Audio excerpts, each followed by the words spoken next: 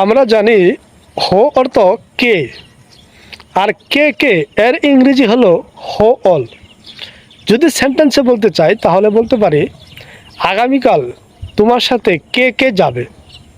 হো all will go with you tomorrow.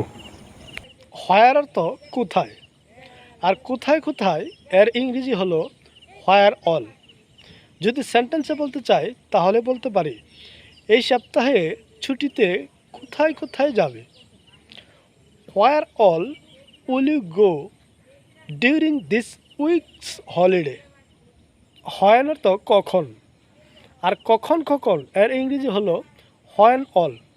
যদি সেন্টেন্সে বলতে চাই তাহলে বলতে পারি when all do you play football.